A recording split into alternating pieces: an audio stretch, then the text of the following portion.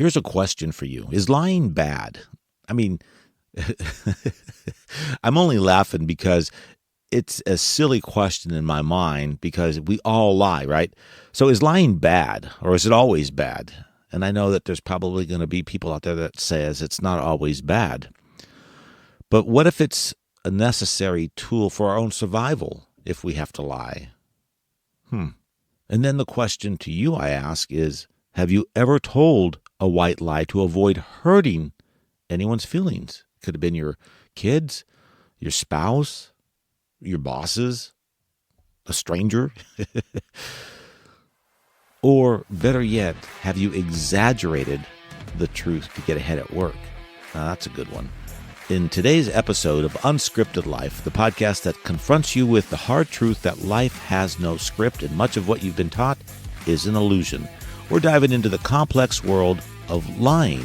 We'll explore why we lie, when it's considered acceptable, how to detect lies, and moral and philosophical implications of deception. I'm your host, Alan Stafford. Join me as we explore human deception.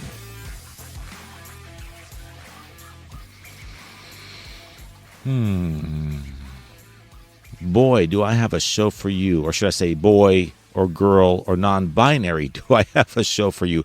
I've got to be inclusive here, folks. I got to include everybody. And I don't know who to call what nowadays, so I'm just going to throw it all out there. But it's going to be an interesting show, and here's why. Because it's something that we engage in, and we're going to learn that it's a part of our biological, neurological makeup, and it's also something we do for various reasons. In this first segment on the psychology of lying, we're going to take a look at psychological reasons, evolutionary reasons, why we lie, and the different types of lies that we've named, that we engage in as a species. And you'll find that even animals lie. Yes, it's true, but they don't lie like we do. I mean, they don't come up and say, "Hey, Peter Cottontail, your cottontail looks very fluffy today. I like it," when it really doesn't. That's not the kind of lying I'm talking about. So where do I begin when it comes to discussing the concept or the topic of lying? There's just so much to cover. I mean, I think we're lied to on various levels throughout our life, every day, every second sometimes. I mean, from government down to family members, down to the media, to marketing, everything can be construed as a lie at some point.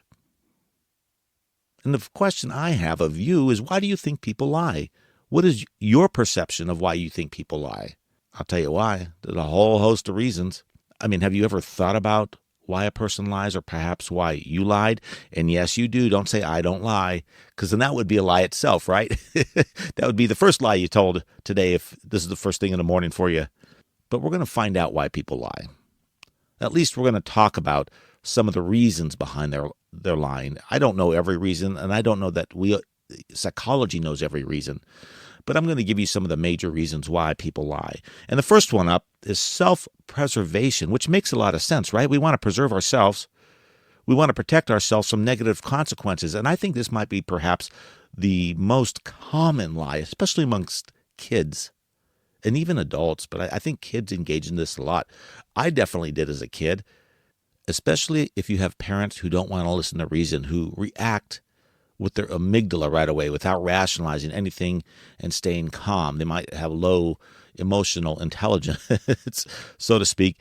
And so as a kid, you have to lie in order to preserve yourself. You want to maybe avoid punishment or embarrassment or the emotional pain that you might feel based on the repercussion that your parents are giving you for the lie. You know, you might get a spanking. And imagine for a moment that your spouse is hot-headed, or they lose control, or they snap real quick anytime you come to them with a truth. So what do you do in that case? You want to preserve yourself, right? You want to preserve your emotions. You want to reduce the negative consequences that you're going to feel from your significant other. So you lie. But what happens when you lie and then you get caught in a lie? I think that makes it worse. I remember as a kid, I had to preserve myself quite often because my mom would lose her mind. And I don't mean, literally lose her mind, but she would lose her mind if I lied about anything. But if I told the truth, she would equally lose her mind. So it was like, I'm damned if I do, and I'm damned if I don't. So you can only imagine the amount of stress that a little kid feels going into a situation where they have to, try to wiggle their way out, get real creative on how they're going to get out of the situation. And it was never good. The ending was never good, whether I lied or told the truth. So I was going to suffer some sort of consequence. So, but that's why the majority of people, I shouldn't say the majority, that's why a lot of people lie, to avoid those consequences, whether you're a child or an adult, even an employee. I've had employees lie to me. Let me tell you a real quick story about that. Managing a marketing department, I had a marketing specialist who handled email marketing. And so what I would do is set schedules based on when they told me they can have a certain task completed or a certain campaign completed. So basically they were owning their own campaigns, their own deadlines. Well, whenever I would see that an email wasn't prepared, I would ask, well, where's the email? And then the response would be, oh, I'm working on it right now. I'll have it to you in a few minutes. But I would go and check the email program and find that nothing's even been started. It's just, there's nothing there. And then I check 5 minutes later or 10 minutes later, then he's just starting. So that's a lie in my book. But he would do that for self-preservation reasons because he did not want to get in trouble. I'm not a person that's going to yell at you or get in your face if you lie. Just tell me the truth and we're good. We'll figure it out. We'll figure out what the problem is and we'll fix the problem. We'll just keep moving forward. I'm all about failing forward. Learn from your mistakes. You don't need to lie about it. But I saw the stress and angst in this employee's eyes, and I told him finally, I said, hey, listen, if you didn't get it done, you didn't get it done. Just tell me. You don't need to be stressing out about this here. We can work something out. Well, in the end, he was fired, but that's a whole different reason. We also lie for self-esteem, to enhance our self-esteem. I'm sure you probably know somebody, and if you don't, consider yourself lucky.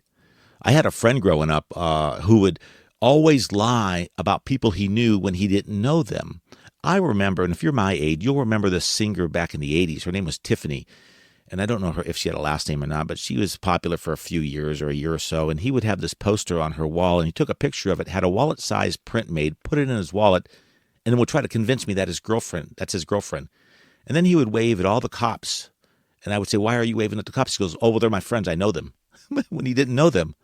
He basically was trying to enhance his own image, his own self-esteem, because he unfortunately suffered low self-esteem, as I found out later on in life. But, some people do lie for that. You probably know some people who exaggerate their achievements, especially on a resume or at a job. You might work with a boss or know somebody who just sits there and brags about stuff that they really haven't done. So, we lie we lie to enhance our self-esteem, to make us look better. Also, social desirability. I mean, lying can be motivated by a desire to fit in or be liked by others. I've known people who lied just to fit into a crowd. And I'm like, well, you didn't do that. Like, shh, be quiet. I'm like, no, you didn't do that. Why would you tell them that? Lying for social desirability also includes white lies to avoid hurting someone's feelings in order to maintain harmony in their relationships. And I know you guys know what that is. If your wife or your husband comes up to you, especially your wife, goes, hey, do I look fat? That old adage, do I look fat? And you're like, oh, no, honey, you look fine. Perfect. I love you the way you are. Right. But no, I'm serious. We do these white lies for social desirability in order to preserve someone else's feelings, to keep that harmony. We don't want to fight. I don't want to argue with people all day long about stupid stuff. So I'm always like, yeah, you look good. Oh, yeah, that's great. Oh, that's fine on you. Manipulation. I mean, that's probably one of the big things, especially in politics and business, especially in marketing, to manipulate your mind. We're always battling, or people are always battling for space in your mind, to occupy your mind, to influence you, and that's through manipulation, and that's another reason people lie. And they do it for personal gain, whether it be financial, social, or anything else. Love, sex, you name it.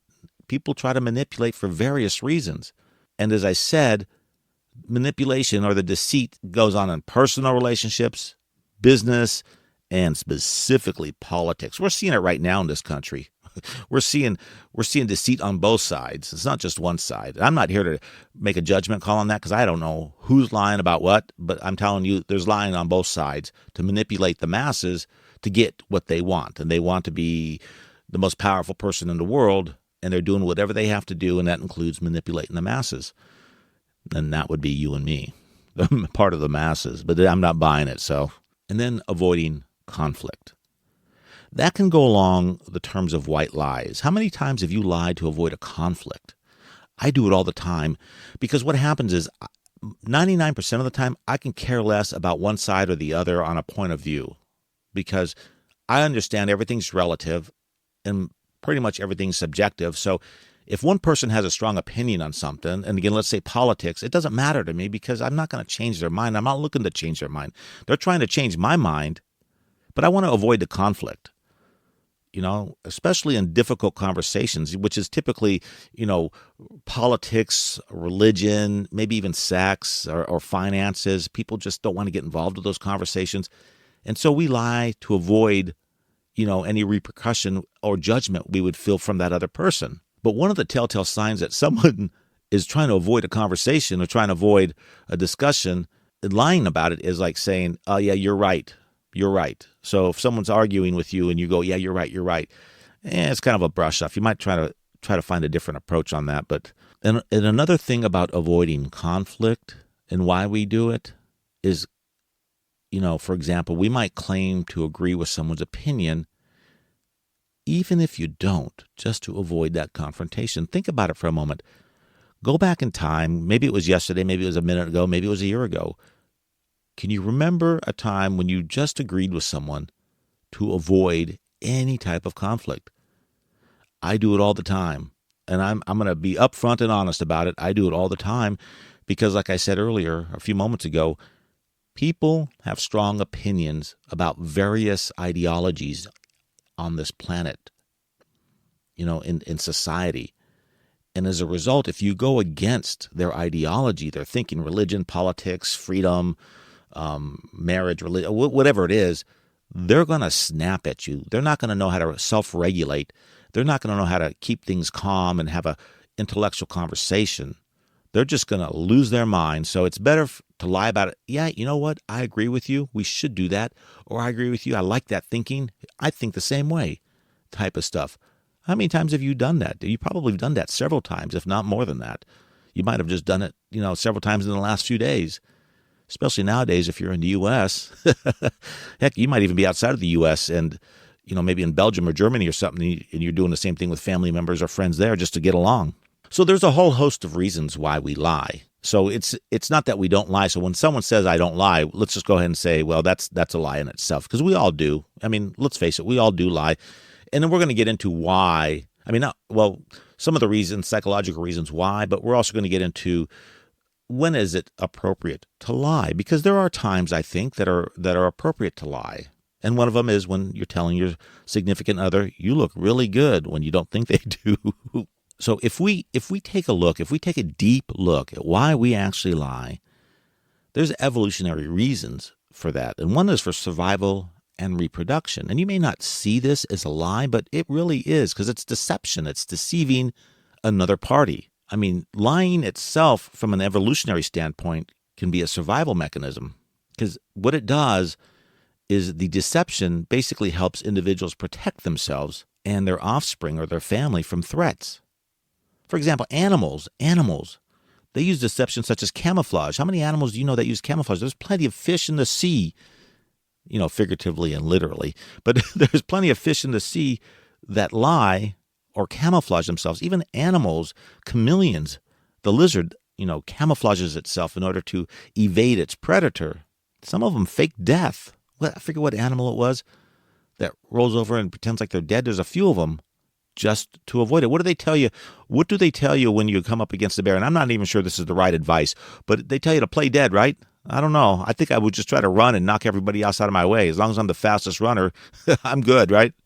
But my point is that, even from a human standpoint, people have faked their death, deceived their shooters in order to survive, whether you're in combat or in an unfortunate situation at a movie theater or wherever. And you may not think this, but social cohesion too. Say that 5 times fast. Social cohesion. We lie in order to be part of a group by flattering people. How many times have you walked in and said to your boss, hey, you look good today, and you're just really ingratiating? You're just lying to them. Hey, you look really good. Oh, I really like what you talked about in that meeting the other day. Or, you go to a friend, hey, you did really good. Maybe not even a friend, an acquaintance. Hey, I really liked what you did with your yard or your car or something. When it's really, it's BS, right? But you're just lying in order to kind of blend in and bond and build that cohesive connection with them. We do that too from time to time. And deception can provide a competitive advantage in the struggle for resources, like, hoarding water and lying about it, or the toilet paper during COVID-19. And I don't have any toilet paper. When you walk inside, the garage is filled with toilet paper. I'm not giving you any. But, it might be for social status. They want to preserve their social status, or maybe they want to, secure a mate.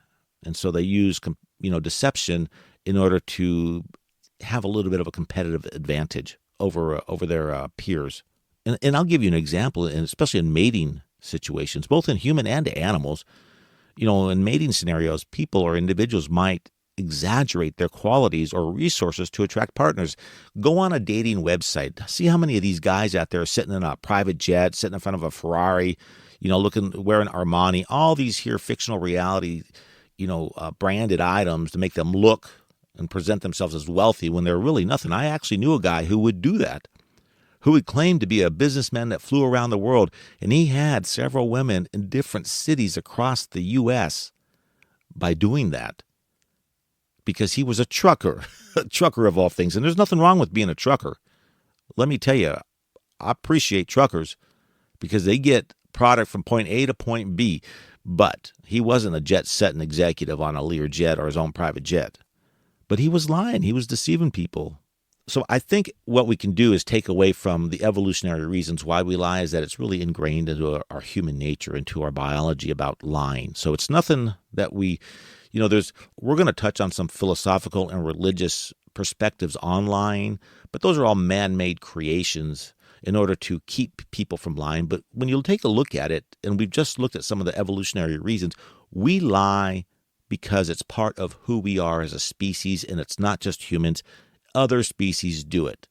They may not be trying to flatter one another like you got some big antlers, baby, but the bottom line is, they do it for survival reasons, for resource reasons and such.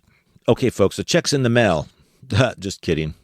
I love that one. That's a nice little white lie. That's one of the types of lies that we tell people, and we've talked about that just a few moments ago. White lies. They're little minor lies in order to avoid, hurting someone's feelings. Or even, when you say the check's in the mail, what is that doing for you? That's buying you some time, right? Let's say you owe somebody and you tell them, hey, the check's in. I don't know if you can do that nowadays, but back in the 70s and 80s, you could say the check's in the mail. It's got to get, take a few days to get there. Not like this here 1 day, 2 day turnaround time that you have with priority mail. So it would take a little while to get there, and then you would buy yourself some float time, and then you would go get the money and put it in your bank account, hopefully, if you weren't being even more deceptive about lying about sending them the money. And another one of my favorite ones is I'm on my way. Hey, I'm guilty of that one. I mean, I will be in the house calling my wife, hey, I'm on the way to the restaurant. I'll be there in a few minutes, and I haven't even dressed myself yet. But it buys me some time. But these are little white lies. I mean, yeah, she knows I'm probably not on my way because she can track me. But the bottom line is, we say these things. And another one of my favorites is, it's not you, it's me. Put the blame on yourself. It kind of softens the blow to the other person when the other person really is the problem to you. But, you don't want them to feel bad. So you say, well, it's really me. So we're going to end this relationship soon. I mean, we can go on and on and on about white lies, but, you get it. I know you get it because you're involved in white lies all the time, just like myself. And I know that's pretty bold of me to say that you're involved, but we can argue about this all day long. The bottom line is it's going to come back to you're involved in white lies, just like I am. And there's nothing wrong with that. I'm not saying anything wrong or bad about lying. I know that we have the stigma of lying, but we'll talk about when is it appropriate to lie. And doing a white lie to preserve someone's feelings, I don't think there's anything wrong with that as long as it's done with tact and you do it with, care and not be malicious about it. It's when you become malicious or overly deceitful in order to manipulate someone to gain something from them and they lose something. in that. Then I think that's when it's wrong to lie. But telling a little white lie, and maybe exaggeration, if it's telling, so another type of lie is exaggeration. And exaggeration can be, in my book, bad. But sometimes people use exaggeration to sell a point. Politicians use it all the time, exaggeration. But I don't know that it's really good in that situation. What do you think? Do you think being a politician and exaggerating about a situation that's really not as bad as it looks is bad? I think it can cause harm because it incites people.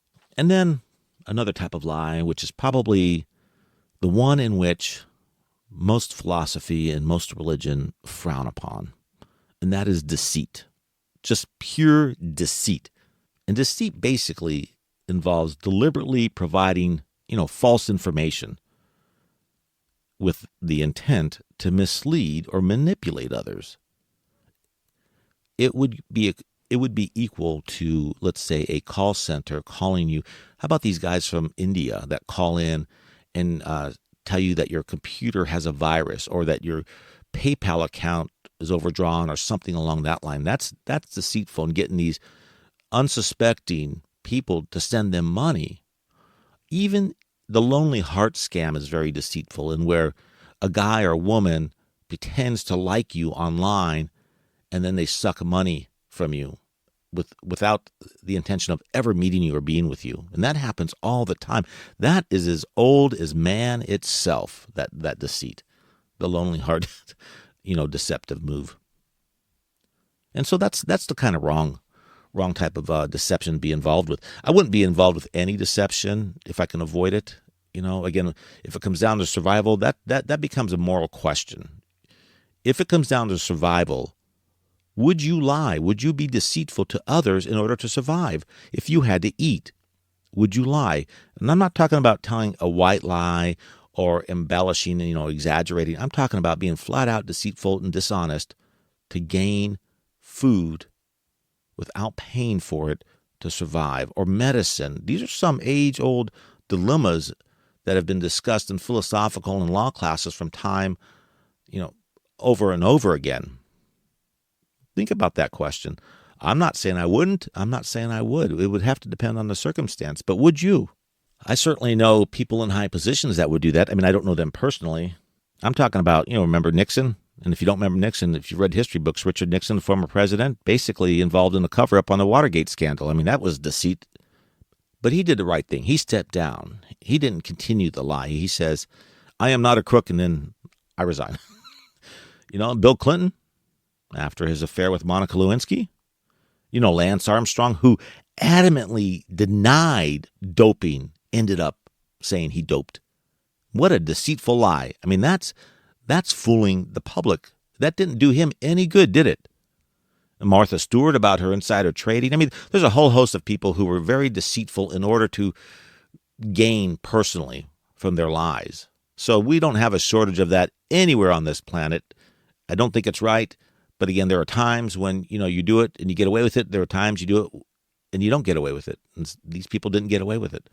But I'm sure there's a lot of people that I don't know, I can guarantee you, that has gotten away with it.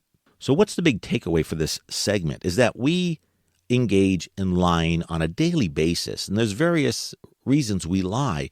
And lying isn't something that we decide we're going to go do. It's evolutionary. It's part of who we are for various reasons, survival, to belong, to feel connected, to impress other people, or to manipulate if we're deceitful people. So lying is part of who we are as a species. But does that make it ethically and morally right? That's the question that a lot of people struggle with, is on the morality and ethical part of lying. And that's why religion and philosophy have a say in this. And we're going to talk about that right when we come back. Now that we have a basic understanding of what lying is, why we lie, and the different types of lies that we make, even the fact that all species, well, not all species, many species lie, we're going to turn our heads, we're going to turn our minds, we're going to turn our minds over to the ethical and the moral side of lying. We're going to take a look at also the philosophical and religious implications and what they say about lying. But first, morality. What is morality? Let's understand that first. And I know that you've heard morality. You know, it's like he doesn't have morals or she doesn't have morals or he's very moral. So morality basically refers to the set of principles or rules that concern right or wrong behavior in humans. I don't know that we can get into every species on morality because other species just don't have the consciousness to understand morality. So we're just going to refer this to humans for anyone who might be thinking I'm talking about other species. Morality refers to, again, like I said, the principles or rules for what's right or wrong. But the question is, who decides the morality? You see, when you have a civilized society, you have to have a set of rules in order to function where everyone gets along and everyone can coexist and live a happy life. And part of that is developing morals for that society, whether it be, a small group of villagers to a large nation like the U.S. or even the Soviet Union or Russia, I should say. So morality basically is concerned about what's right or wrong. Now, ethics, on the other hand, is a philosophical study of morality. It involves a systematic analysis and evaluation of moral principles, values, and rules. So ethics basically seeks to understand and explain why certain actions are deemed right or wrong. So ethics concerns itself with why something's right or wrong, and morality concerns itself with what is right or wrong. Sounds like a bunch of hoopla to me. But seriously, so we have to go back and ask ourselves, why does this matter? You see, because morality and ethics is really contingent upon your own belief system. It comes down to what you believe in. A Christian, a Muslim, a Jewish person, a Buddhist, a pagan, they're all going to have different views of morality. Even though there is a common thread of morality throughout all religions, they're going to vary across different religions. Even within cultures that are not religious, people that are not religious that live within society or different cultures will have a different set of moralities. So when it comes down to it, what we're talking about is I'm not talking about a universal principle that's been cosmically written by the universe and saying this is the way it is. This is what man has created. Man has said this is what's moral. This is what works for our community. This is what works for our belief or our country or culture or whatever. And we're going to abide by this, and we're going to get everyone to abide by this here. And if they break the moral code, there's going to be consequences, whether it be incarceration, whether it be gossiping about them, trying to oust them from our society, condemning them, or whatever the consequences might be. So I just wanted to give you a little bit of that background so you understand that this isn't some sort of universal principle across all of humanity. This is something that's decided upon as a culture, as a religion, as a philosophical ideology. So whatever you believe in, that's great. But I want you to come to me. I want you to come with the understanding that it's open to interpretation. There is no set rule for morality, even though there is a common thread across, different belief systems and different cultures. So what we'll do is we'll start off with philosophical debates on lying. So turning our minds towards a philosophical understanding of lying, we're going to take a look at Kantian ethics and utilitarianism ethics on lying. So Kantianism goes back to Immanuel Kant in the 1700s. He was a German-born philosopher who argued that lying is always morally wrong regardless of the circumstances, which is interesting. I want you to keep that in mind because some religions and philosophies allow for some lying. But within the Kantian ethics or philosophy, there are no circumstances that allow for lying, which is interesting because it goes against the fiber of human nature. We've already seen that lying is part of our human nature. It's part of who we are, and it goes all the way back to the beginning of man. And so Immanuel Kant believed that, basically we have a moral duty to tell the truth because lying undermines the respect and dignity owed to all individuals. And again, we're getting into words, which are ideas or ideologies that are predicated on what you believe in. So you may not necessarily believe in that ideology. So there is no, again, I'm going to emphasize, no universal rule or law on morals or ethics. It's just what a group of society or group of people have decided that that's what it's going to be. And so Kant's own belief is that there is a moral duty to tell the truth because lying itself undermines any respect and dignity owed to all individuals, which, I mean, it's a utopian way of looking at things, right?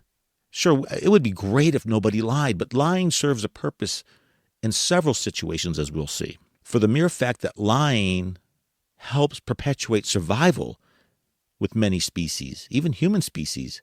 I mean, right there it tells me that Kant does not understand that lying is inherently a genetic right. It is part of who we are as humans.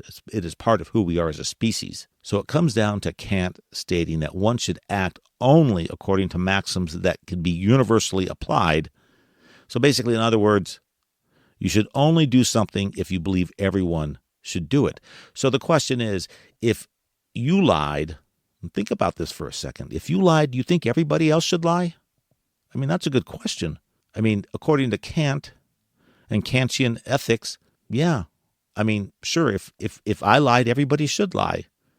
But then again, we would have a very deceitful society under that kind of mentality, under that kind of ideology. And then there's utilitarianism. This is an ethical theory that evaluates the morality of actions based on their consequences. The central idea behind utilitarianism is that the right action is the one that maximizes overall happiness and minimizes suffering. Again, it's very self-explanatory. Utilitarianism believes that morality's action is based on consequences, and that the central idea is that the correct action, the action to be taken, is the one that gives you the most happiness and reduces suffering to the least amount. And you've heard of the greatest good for the greatest number, and that basically sums up utilitarianism. So a utilitarianist believes that lying is not inherently wrong. The moral value of a lie depends on, well, basically its outcome, right? So we go back to, if a lie is, if a lie results in greater overall happiness or less harm, it can be considered morally acceptable. I can buy into that ideology. Again, it goes back to a white lie. If I'm going to protect somebody, I'm going to tell a white lie. According to a utilitarianist, that would be an acceptable lie, whereas Kantian would not accept that lie because there is never a reason to lie unless everyone is going to lie. And again, folks, this isn't a lecture on which way to think or believe. This is just an open discussion on the different viewpoints of lying, because it really comes down to the morality and ethics in which you subscribe to. If you are a Christian, if you are a Muslim, if you are a Buddhist, a Jewish, a pagan, if you are an atheist, agnostic, it doesn't matter, because it comes down to what you believe and what you believe is in right or wrong. But the consequence of that, the consequence of not following along with the common good of the society or what the common morality of the society is that you might end up being an outcast, and you might end up in prison depending on the lie that you make.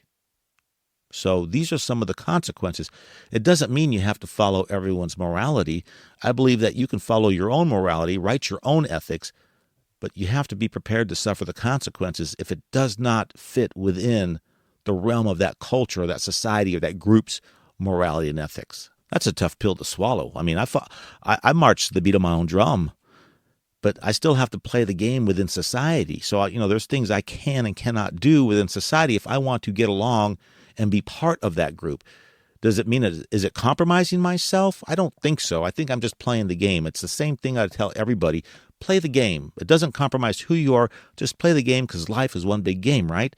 So if you have to play the moral game or the ethical game in order to survive, there's nothing wrong with that. Just play the game. And then there's religious teachings on lying, because religion is a doctrine that teaches people how to live their life in a certain way. Basically, I would call it a rule book for how to live your life morally and ethically according to the scripture or the guidance, the directions within their Bibles or their books. And if you take a look at all religions, they generally condemn lying. You have in Christianity the Ten Commandments that include the directive, thou shalt not bear false witness against thy neighbor. And that's Exodus 20:16. Or Proverbs 12:22 that states, the Lord detests lying lips, but he delights in people who are trustworthy. And even Jesus emphasized the importance of telling truth. In John 8:44, he refers to Satan as the father of lies, highlighting the association of lying with evil. And again, we can get into a whole discussion on what evil is and the history and origin of that prior to Jesus. That's a different podcast. But the point I'm trying to make here is that even in religion, even in Islam, and the Quran condemns lying, basically stating, and do not mix the truth with falsehood or conceal the truth while you know it. Because honesty and truthfulness are highly valued traits in Islam. But again, so let's take a look at this. Whose honesty and whose truthfulness? Because if you take a look at Islam, especially the radicals who are fighting in the name of Allah, in the name of their Quran, their teachings, that is directly opposed to Western ideology. But they believe they're fighting for the truth. So it's their truth, right? And we're lying. But then we think we're telling the truth and they're lying. So we have this clash, this moral and ethical clash of cultures here. And who's right? In the end, who is right about this? I don't think anybody's right. I think each and every person is right and they're wrong. They're right for their own lives, but they're wrong for the culture in which they live in if they go against the cultural norms. If you can follow me on that one. I mean, and then you have Buddhism. Buddhism, it emphasizes the right speech, which includes abstaining from lying. The Noble Eightfold Path guides Buddhists towards, the ethical conduct and mental development of the person. And one of the Buddhist 5 precepts, which is basically your ethical guidelines for Buddhists, is to abstain from false speech. Yeah, try telling that to a politician. I guess we don't have too many Buddhist politicians out there, do we? Or actually practicing Buddhist politicians who follow that. We would have everybody telling the truth. Maybe they're all telling the truth and we just think it's a lie. I mean, have you ever thought of that? And then there's Hinduism, Judaism, Confucianism. All of these here have central tenets that lying is morally wrong. Such as in Judaism, do not lie, do not deceive one another. So as we look at morality and ethics in philosophy and religion, we see a common thread. We're going from the extreme of never lie, it's never acceptable, to it's okay to lie if it's for the greater good of the community or mankind.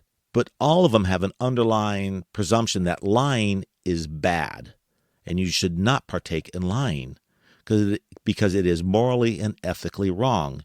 And again, this is if you subscribe to their ideology, and there's nothing wrong with subscribing to a specific ideology as long as you live by that ideology. It's one thing to say, I'm a Christian and I don't believe in lying, but then I'm going to go stab somebody or rob somebody, because then are you really a Christian? I mean, that's, again, a whole nother podcast right there. But if you're going to follow a doctrine, follow the doctrine by all means, but live it all the way through. Don't just pick and choose pieces. I can lie today, but I can't lie tomorrow, but I'll lie the next day after I rob the bank, type of thing. So the point I'm trying to drive to you in this segment here is that lying, according to many cultures, many philosophical ideologies, and many religious doctrine, is morally and ethically wrong. But I'll leave that up to you to decide whether it's right or wrong for you. And I'll leave you with this thought before we take the break. Considering the viewpoints we've discussed, the philosophy, the religion, the morality, the ethics of lying, how do we reconcile our actions with any of these moral frameworks? How do we do it? Or do we just pick and choose like we've always done? Think about that, and we'll be right back.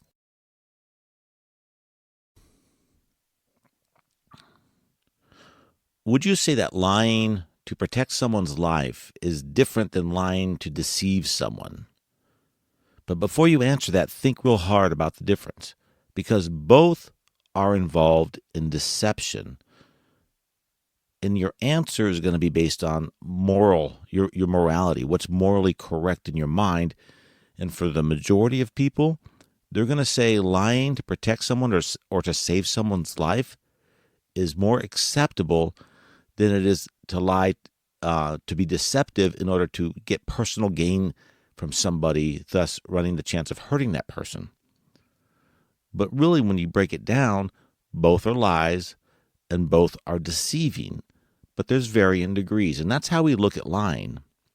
So I asked the question, when might lying be necessary and even ethical? And remember, ethics is the understanding or trying to understand the elements of morality.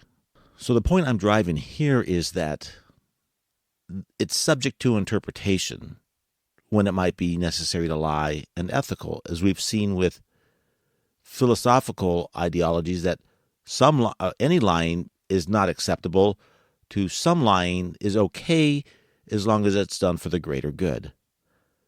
So in this case, I'm asking you to reflect on yourself and think about it for a moment. When might lying be necessary and ethical according to your ethics? So when might lying be necessary and ethical?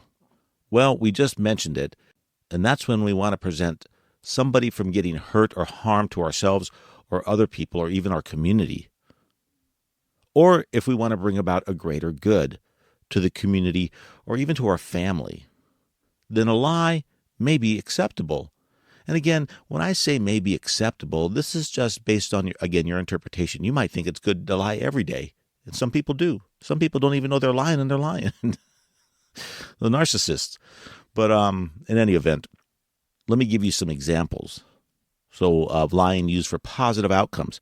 So, for example, doctors sometimes use therapeutic privilege, meaning they withhold information or certain information from patients to prevent undue distress to the patient, to prevent the patient from being even under more stress when they're being sick.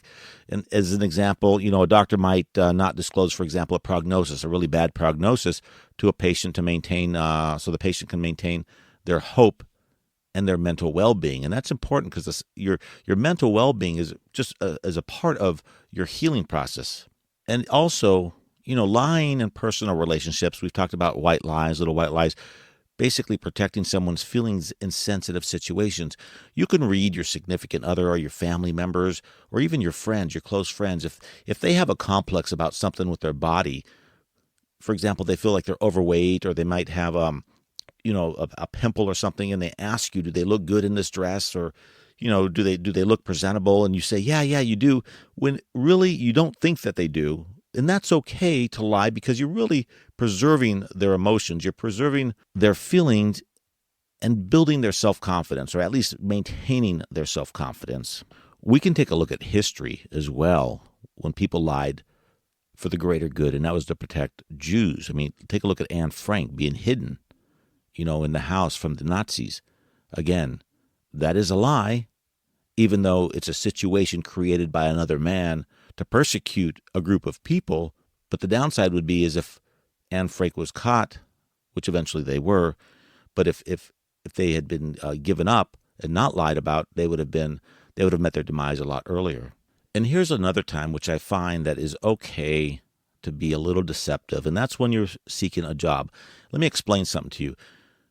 When you go in for a job and you might have some exposure to a certain type of a skill set, and you exaggerate that, saying that you have a lot of exposure to it, it's okay as long as you feel comfortable enough to learn that quickly and understand the full scope of what you're supposed to know. And sometimes you can learn that on the job without anyone knowing. But I'm not going to go online and say I'm a brain surgeon when I have no idea how to cut open a person, let alone a brain, or even poke at it. So that would be an exaggerated, a grossly exaggerated lie, and that would also be very unethical, immoral, and illegal. But what I'm talking about, let's say I don't understand this, like a certain software. I've been exposed to it. I know how to use it a little bit, but there's plenty of tutorials online to learn it. I will say, yeah, I do that very well. I've been using that for 5 or 6 years, and that's a requirement to get the job. And then I'll make sure that I'm sitting there at night learning that before I start my job. So little exaggeration lies like that, people do it all the time. It's not really, it's not, I guess some people could say it's unethical, but I don't find it unethical. I don't find it immoral, and it's not really, yeah, it's for personal gain, but it's not hurting anybody. If you can correct the exaggeration, then albeit, go for it. I give you permission to lie. I now say you can lie about anything you want on your resume as long as you can back it up, okay? So what are some strategies that we can employ for, discerning whether we can lie or not. You never thought you'd be sitting and listening to someone talk about strategies on deciding when you can lie and when you can't lie. And I think you innately know this, when you can and can't lie, what you can and can't get away with. And I think you know when you do grossly exaggerate or you make a deceptive lie that you, in the back of your head, you're thinking, oh, I'm going to get caught, or, I don't want to get caught for this here, and so forth. So the first thing you're going to want to do is, basically evaluate the potential for consequences of lying. Is there a great consequence? So let's say you do exaggerate on your resume and you get the job and you go and you train online a little bit, take some of these free courses they have for some of these software platforms, or even pay for the course or the tutorial, or you get some help from a friend who knows the software, whatever the case is, and you go to work and you're doing the job. What's the worst case scenario? I mean, they may think you don't know it. If you're not really quite 100% sure, you might get a chance to prove yourself, or you may get fired. Okay, that's worst case scenario. I don't think it's really too earth-shattering to be canned from a job. I mean, some people do, but I don't think so. I think that's the least of it. If you got arrested, then that would be something different. So you always want to evaluate the potential consequences of lying versus telling the truth. I mean, if telling the truth is going to lead you down a road where you're not going to get that job, then, maybe you might have to exaggerate. Or telling the truth might have some negative repercussion when you're telling your friend, no, I'm sorry, your hair sucks today. You look bad. I mean, there are people that will say that, and that will create hard feelings for your friend. And if you don't care about your friend's feelings or your significant other's feelings, well, then go for it, I guess. I mean, that's really up to you. And another strategy is assessing the intentions behind the lie and the overall context of it. I mean, is your lie designed to be deceitful enough to where people can get hurt, to where you're trying to get personal gain, financial gain? Maybe if you're I don't want to use this term car salesman because I think it's overused, and I don't really believe that all car salesmen are deceitful. So let's just say you're a person in a business that's involved in some sort of an exchange, but yet you need to make this exchange happen. And so you have to be a little deceitful. You know you're going to be deceitful, and you know the person that you're trying to get the money from, get them to make the purchase or get them to make a decision, you know that it might not be in their best interest, but it will be definitely in your best interest because you'll get a commission. So when you assess your intentions there, look at it as though, is this really going to help benefit the greater good? And again, it's really what you subscribe to, the ideology in which you subscribe to. Do you even care? And I would hope that most people care, because I don't think lying in general is bad. I think it's when it's done to hurt people or to steal from them. I think that's when the problem comes into play, where lying is unethical, it's immoral, it's just wrong. So while whether to tell a lie or not tell a lie is really up to you. It's up to the individual to discern whether that's going to be a lie for the greater good, it's going to protect someone, or it's going to be something that's deceitful. There are people that are just wired to lie. I mean, and you probably have known some, or you know some now. They may even be family members or friends or even coworkers. But in the end, lying isn't in itself a bad thing if it's done ethically. And what I mean by ethically, if it's done, again, to protect people from harm. If it's to help boost someone's confidence and not put them down or make them feel inadequate in any way, then lying is fine because it's not hurting anybody. It's when it's deceitful that it begins to become a problem in society and becomes a problem in your relationship too. I mean, what about lying when you have an adulterous affair? Not that everybody has one, but those that do, they tend to lie, because here's what's going to happen. If you're married and you go out and you lie and you have an adulterous affair and you come home and you say, you deny it, or you just don't ever tell the truth, and then someday your significant other finds out, what are the consequences of that? I mean, 9 times out of 10, you're getting a divorce, and that's painful to go through all that. So these are things you want to think about before you engage in any activity. Do I lie about it? And what are the consequences of the lie? So far, we've discussed why we lie as a species, in the various types of lies and the moral and ethical dilemma of lying from a philosophical and from a religious viewpoint. Next, we're going to take a look at how to detect lying. And again, this is not 100% scientific because it's never 100% scientific with people, but this will give you some insights into the majority of how people would react in certain situations when they're lying. And I'm going to give you a little tip on how to tell if someone's lying, which tends to work most of the time. And we'll talk about that in our next segment. Research shows that even trained professionals, and we're talking law enforcement officers here, have an accuracy rate of about 54 to 60% in detecting lies. This is only slightly better than chance itself. So it goes to say that detecting a lie is very difficult. I mean, even the polygraph test, they can measure I can speak. They can measure physiological responses, like heart rate and sweating, but their accuracy is constantly debated, and I'm not even sure that it's admissible in court as evidence. So having said that, I'm just trying to prepare you to understand that detecting lies is not something that we can easily do.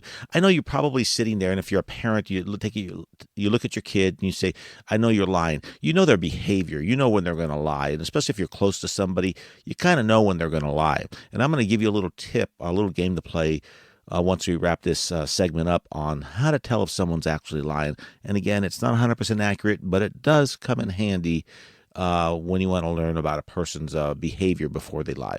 Some common signs, though, that professionals usually deploy to determine if someone's lying is obviously body language. Inconsistencies, usually gestures can indicate deception in a person. If somebody's lying, they're not processing information. They're not sitting there and thinking about it. They're just speaking off the cuff, and they're giving a lot of gestures, typically. And you can even detect verbal cues like changes in speech patterns, inconsistencies in their stories, and that's a big one. Now, people do tend to forget over time. I wouldn't even say they tend to forget. People forget details over time.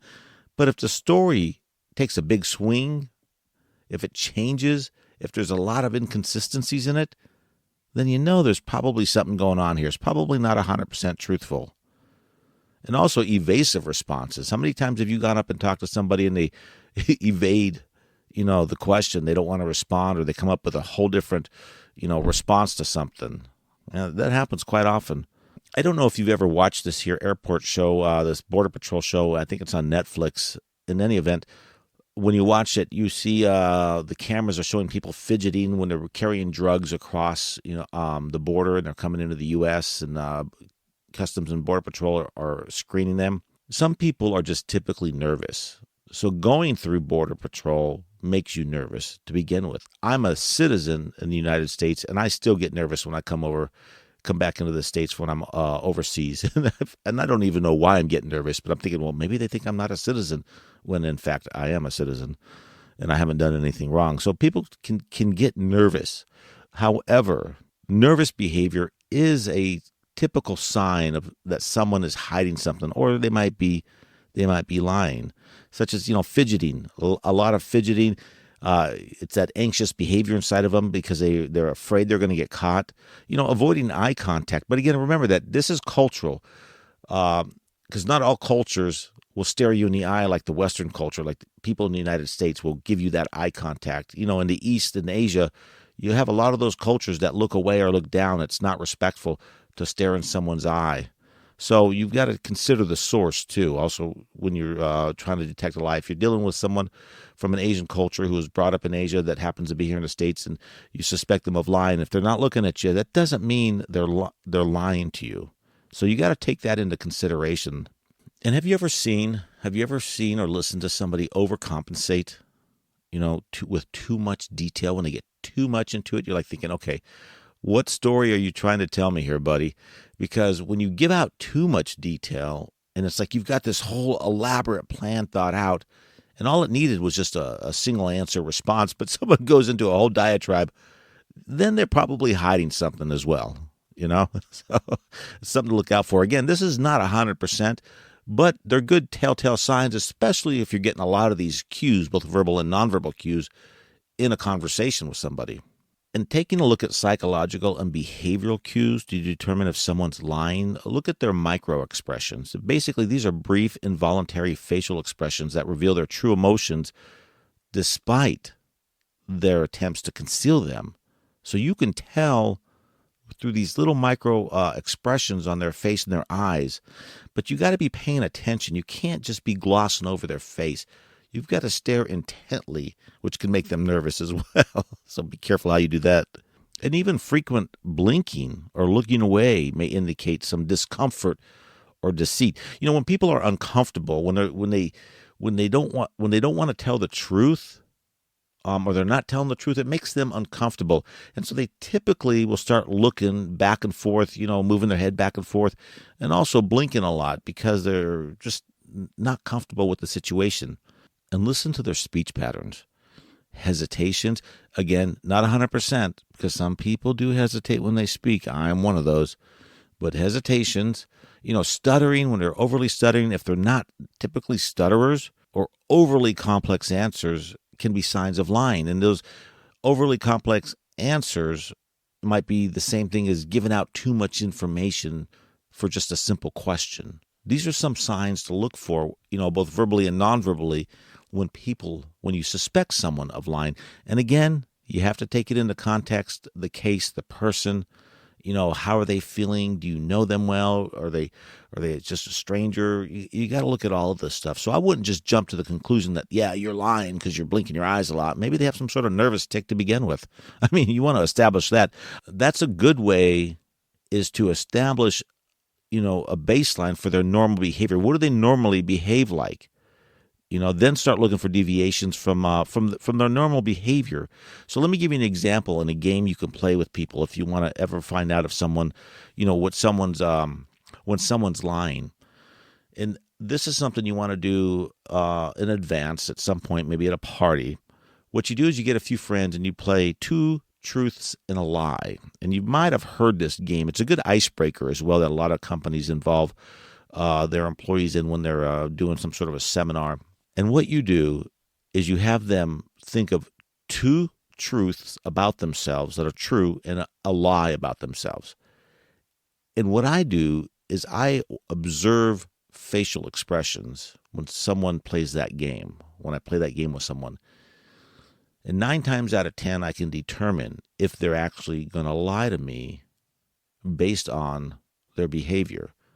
So if one set of facial expressions leads to a truth, and then the second one follows that's similar, then I can deduce that the third time around is going to be a lie because they're inconsistent. Again, this doesn't always work, but it's a good way to set a baseline with somebody that you really don't know and you're having a conversation with. So this way, in the future, let's say it's a coworker and you play this game with a coworker, you'll know that in the future, if they maybe, look up and down and flicker their eyelids or something, as an example, they might be lying, So it's something to keep note of. And another thing to narrow down whether someone's lying is to basically look for a cluster of cues, meaning what you want to do is look for a combination of signs rather than relying on just one sign. So if it's fidgeting, don't just rely on that. If they're fidgeting, if they're sweating, if they're inconsistent, they're not looking at you and they're not Asian, from a Eastern culture, they're from, a Western culture that, does value that eye contact. All of these signs together could start leading towards, deception, that this person is probably deceiving you in some way or others. And consider the context in which the person is lying. What I mean by that is, are they in a high-stakes situation? Do they have a lot to lose here? Because if they have a lot to lose, then lying, they might be motivated to lie so that they don't lose whatever it is they're afraid of losing. So typically, higher stakes leads to probably more pronounced signs of lying in an individual. And we see this when people are getting interrogated in the police station, for murder. That's pretty high. You're going to end up, being put away for life or the death penalty in that case. So while detecting lying is not a pure science, as we've seen, because research shows that about 60% of even professionals can only detect lies, which is just slightly better than chance. You want to take a look at the entire package, so to speak. You want to look at the person and see, how many of these signs of lying that we've talked about are they, exhibiting in this conversation? Now, albeit if it's a family member, somebody or a kid of yours, a child, you're going to probably know they're lying just based on the fact that you deal with them on a daily basis. And hopefully they're not lying to you every day, which becomes normal for them. But you know them, and you'll know when their behavior changes when you ask a question that requires them to give you a truthful answer. So am I a bad person if I lie? You might say that I'm a bad person, but are you a bad person if you lie? And you probably say that you're not a bad person because you're not going to say that you're a bad person. We don't really tend to criticize ourselves and look at ourselves as bad. Not even a criminal, not even a crook looks at what he's doing as bad. There was that movie American Gangster with, I think it was Denzel Washington, who played the gangster who's out giving out turkeys at Christmas time, money that he's earned selling crack in the neighborhood. He didn't consider himself a villain. He considered himself a community do-gooder, basically doing good for the community by providing for them through the money he made from drugs. So he wasn't a bad criminal. He was just more of a good Samaritan or good community member, giving food to the community, giving back to his community in which he's selling drugs to. But are you a bad person if you lie? I mean, that is a moral dilemma. We don't want to be known as liars. Nobody wants to be known as a liar unless a liar wants to be known as a liar. In that case, that's completely different, and that's really nothing related to what I'm talking about. But are you a bad person? What kind of internal conflict or ethical considerations arise when you decide to lie? And you're going to lie about something. You know it. I mean, how many times have you faked being sick and called in and coughed a few times? Told your boss, hey, I'm sick. I mean, that's a lie. But what are the internal conflicts that you feel? Or do you feel anything at all? I mean, does it make you feel like a bad person? I don't think it should. I mean, again, because we've talked about there are proper ways or proper times that you can tell a lie, and that is, to protect somebody or to even maybe protect yourself. Maybe you're not feeling good, and you can go to work, but you don't really want to go to work and you want to rest. That's kind of self-preservation. But I do know that when we do lie and we have that internal conflict, we kind of feel guilty about it. I mean, we got that internal guilt, and we also experience what's known as cognitive dissonance that comes with lying. I mean, we're at odds with our belief system, right? We might not believe that lying is good. At least we don't want to be known as liars. But yet when we lie, we're like, wait a second, I have a conflict of interest in my own values here. What do I do? I think it comes down to understanding the difference between harmful and deceitful lying versus non-harmful and deceitful lying. What are you engaging in? What is the context in what you're lying about? And is it to prevent harm or to keep somebody from feeling, low self-esteem? And what about strategic lying? Strategic lying might involve something like a whistleblower who exposes a corporate misconduct but had to lie to get that information. Is that wrong? Think about it. If a company, let's say, is spilling toxic chemicals into the ocean, and a whistleblower exposes that corporate misconduct, but he had to do so through lying. Maybe he posed as a reporter, or maybe he posed as another department head to gain access, whatever the case is, but he lied to get the information. Is that justified? I mean, can you justify that? Think about why you can justify it. And I know why, and I know you know why by now, and it's for the greater good. Because we really don't want toxicity spewing into our oceans, killing our fish, and ruining our environment, do we? I mean, some people may not care if they don't live near the area, but for most people, that's not something they want to see. So they'll engage in lying and deceit in order to get that information to nail the corporate, the company. I mean, and this happens a lot in politics. You have diplomats who lie to prevent basically international conflict all the time. You know, you might have to tell a lie. I mean, what about countries that bomb other countries and then lie about it anyway? I mean, we know they did it. No, we didn't do that because they don't want to suffer the consequence of being bombed themselves in retaliation, right? So they lie. So it comes down to this. How do we navigate basically our moral compass in situations where lying seems justified to us?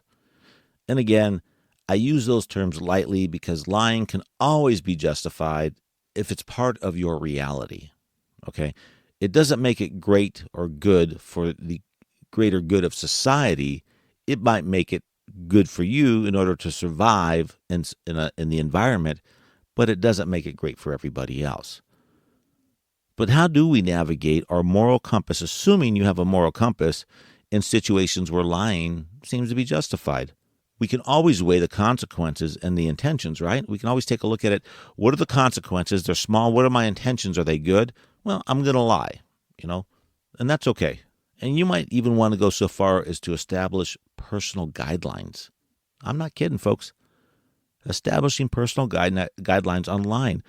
What is ethically and morally correct to lie about and what is not? And maybe build yourself some sort of set of core values and build that personal guideline into the core values. So this way you don't suffer, cognitive dissonance or guilt when it comes to actually lying.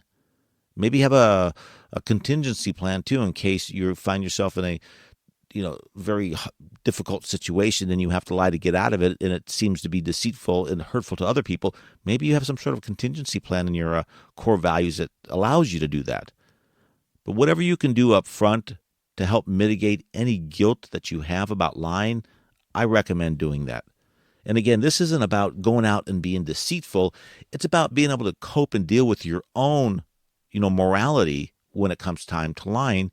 If you're not okay with little white lies, we don't want you going out being deceitful and hurting other people. But, that some people just, get a thrill out of that.